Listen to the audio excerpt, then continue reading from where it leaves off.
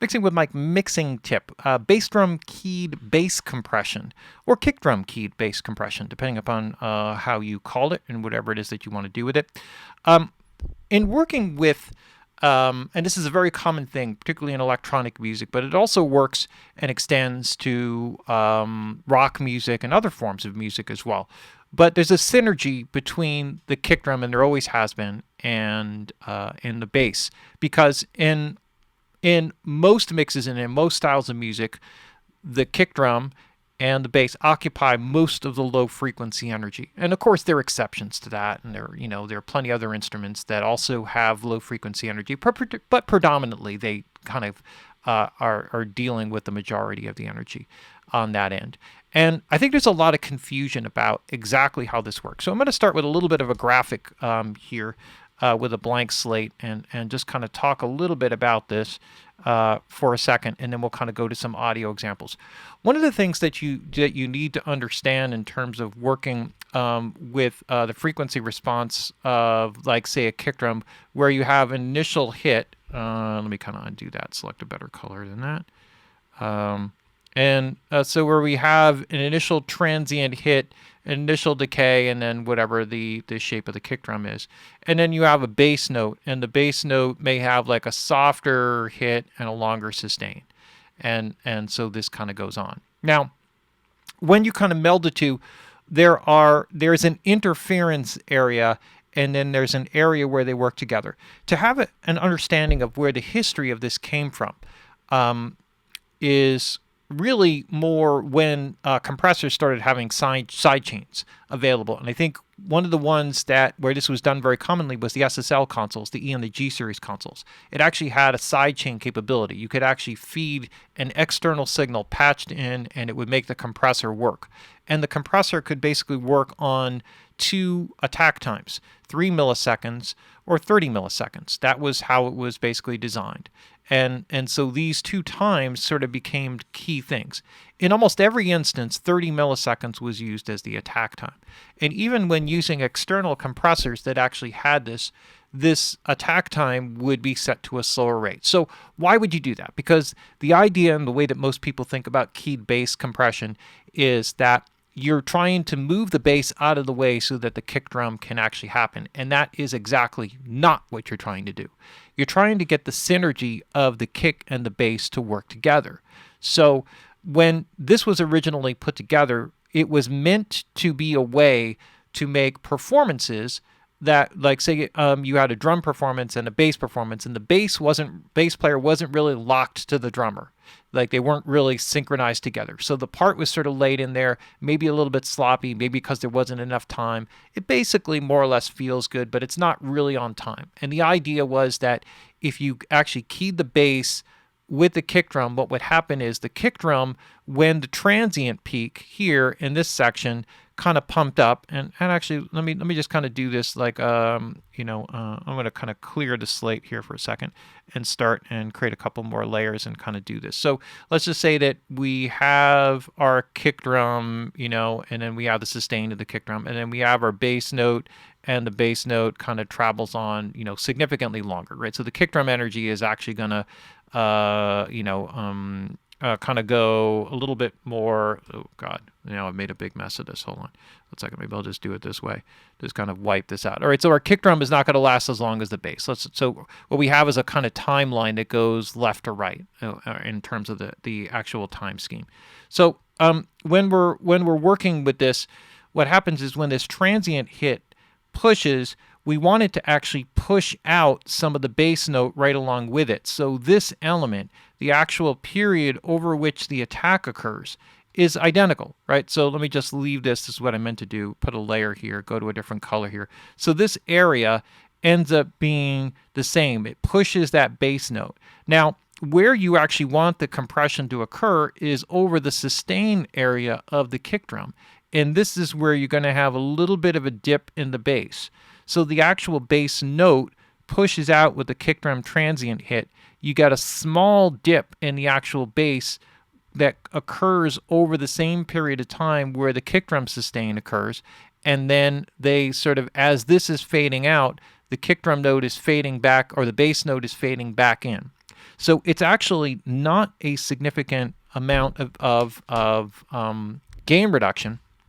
And so let's just start. I'll start by calling up just like a.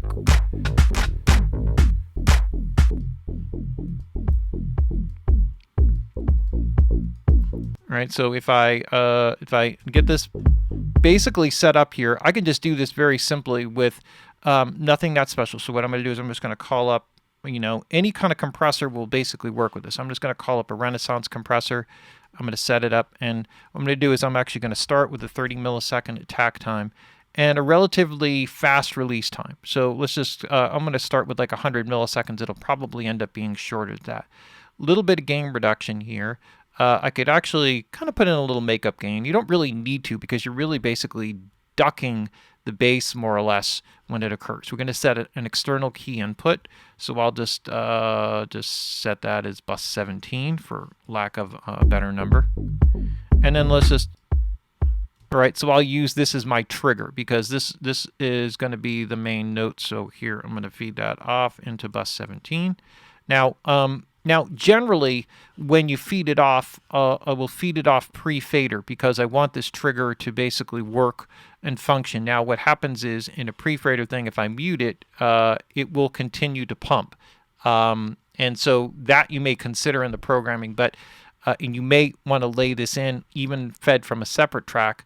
But generally, you do it pre-fader so that if you do any rides or any other processing, that it's not affecting what's kind of going on. In this case, actually, the pre-fader feed is post-processing, so you may want to set this up after you've done a lot of the other stuff, and typically that's kind of the case. But most of the time, not post-fader. So now what we have is this kind of feeding into here.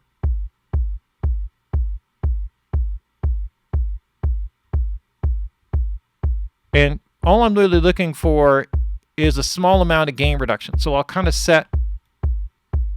I want to set this, the threshold, so that it triggers, and I'm going to set the ratio so it gives me the amount of gain reduction I'm looking for.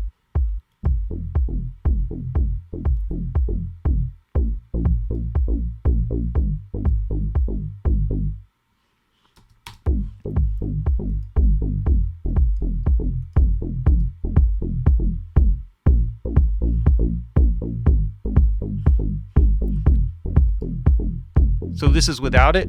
Now this is just like a flat mix. There's nothing else in the mix here. So this is not processed and focused in, perhaps as good as it should be.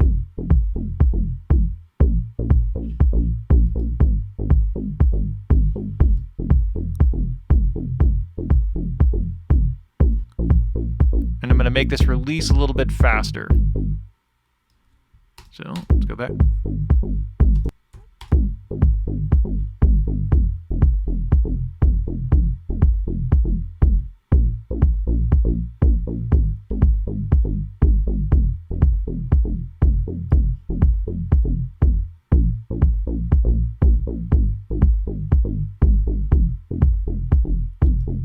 So I'm going now to 50 millisecond release. And what I'm listening for here is when I set it longer, it's swallowing up the bass.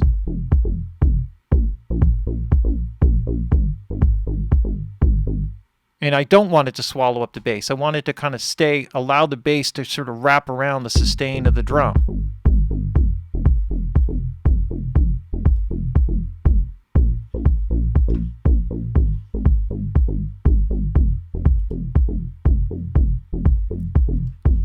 Maybe if I mono up the bass here.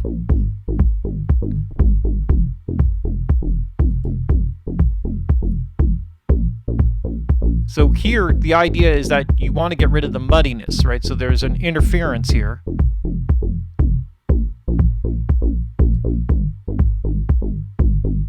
And now just in that subtle thing, just in that little bit, like a couple dB, you hear that separation.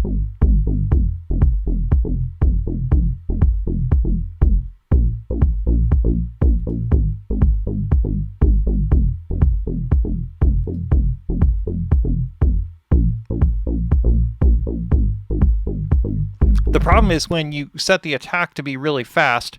So if I stage this out and I set the attack to be really fast, even if I set my ratio or my threshold to be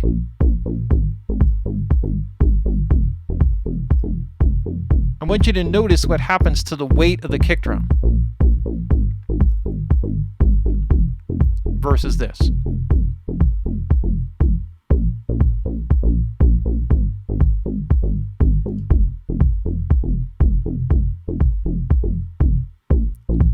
See that this sounds more muddy, and you end up like laying out the release time longer, and it swallows up the bass. This is with the slow attack, fast release.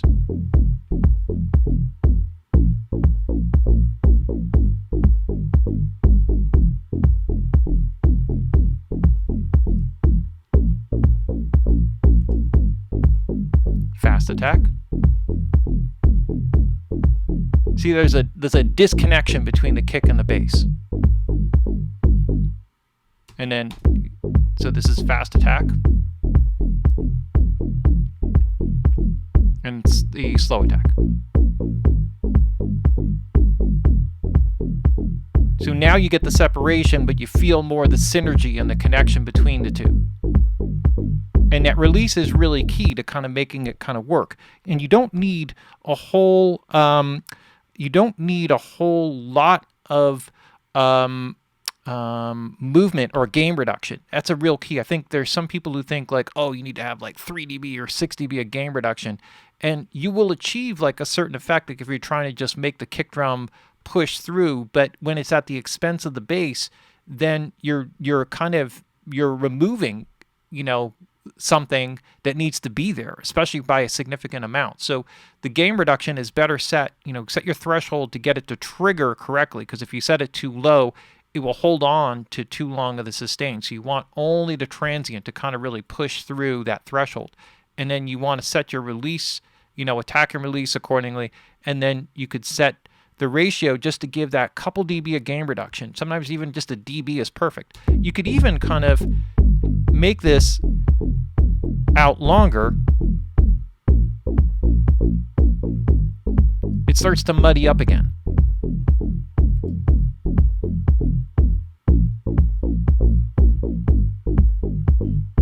But what happens is when that kick drum pushes, it pushes a little bit of the note of the bass, and then dips as the tone of the bass of the kick drum is coming in, and then they sort of crossfade back to each other. So you're kind of weaving the tone of the kick drum in with the bass. That's the way that it works, not with the attack.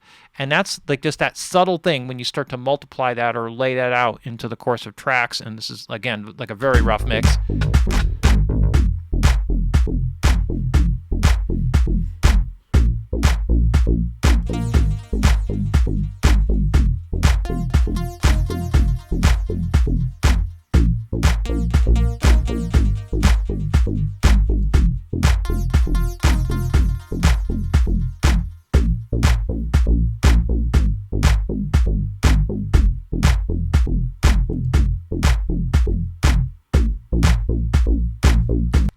So just that subtle thing. And of course, later on, this is a process that would come later on in the mix when things are much more together. But that is a really, really, really important part of the process, understanding that attack and the release characteristic and how much that plays into the whole sound. All right, this Mixing with Mike mixing tip. How to key the bass with a bass drum or a kick.